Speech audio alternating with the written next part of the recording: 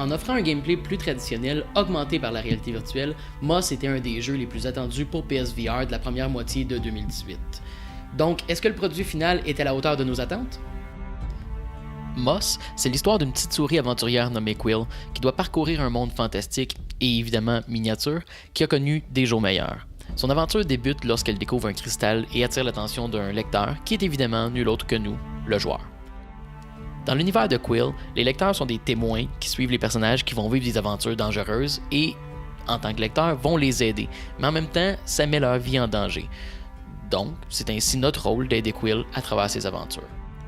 Pour ce faire, on va contrôler les actions de Quill directement avec la manette DualShock. Donc, à prime abord, c'est un jeu d'action, aventure, puzzle assez facile d'approche, mais sans être simpliste. Et en tant que lecteur, on voit les environnements que Quill explore comme des dioramas, comme des miniatures placées devant nous. Et avec le tracking positionnel de la DualShock, on peut manipuler des objets dans l'environnement pour aider Quill à progresser.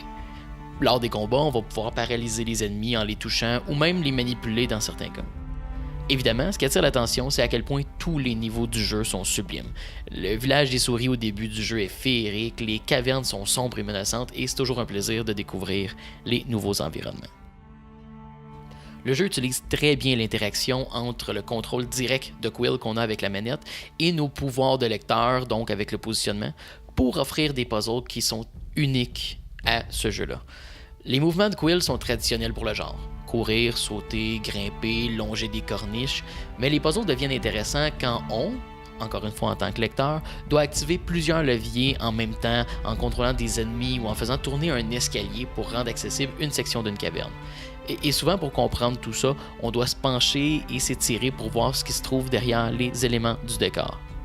C'est surtout vrai pour les parchemins que l'on peut trouver dans quasiment chaque pièce, qui sont dans le fond des défis optionnels, mais qui rendent l'exploration beaucoup plus récompensante, car les puzzles obligatoires du jeu vont rarement nous causer des problèmes. Donc, un peu de défi additionnel est le bienvenu. Pour ce qui est du combat, c'est pas sans rappeler l'approche de Legend of Zelda: A Link to the Past, dans le sens que le combat il est simple, il est bien conçu, mais ultimement secondaire à la navigation et au puzzle. Donc à part quelques rares pièces où le jeu va nous enfermer avec des vagues d'ennemis, le combat ne semble servir qu'à ponctuer l'exploration, et à mon avis, c'est très bien réussi en ce sens. En tant que jeu de réalité virtuelle, Moss n'est pas le premier à prendre la route du jeu traditionnel avec une caméra VR. Sur PC, Oculus avait tenté l'expérience dès la sortie avec Chronos et Lucky's Tale.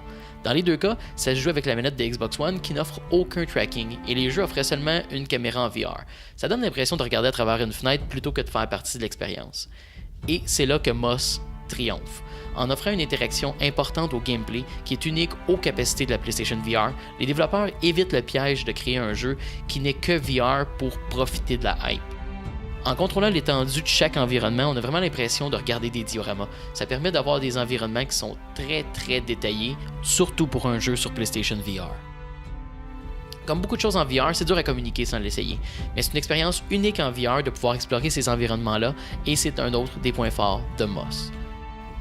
Avec son mélange de gameplay traditionnel, d'un design intelligent profitant des forces du PlayStation VR en évitant ses faiblesses, Moss se taille facilement une place dans les meilleurs titres pour cette plateforme. Mais je me dois de noter que le jeu laisse un peu sur sa faim.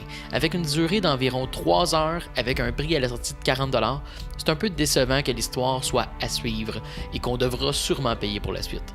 Mais ce qui est là, et surtout le dernier acte, est tellement intense et bien exécuté que c'est impossible de ne pas recommander le jeu à tous les propriétaires de PlayStation VR.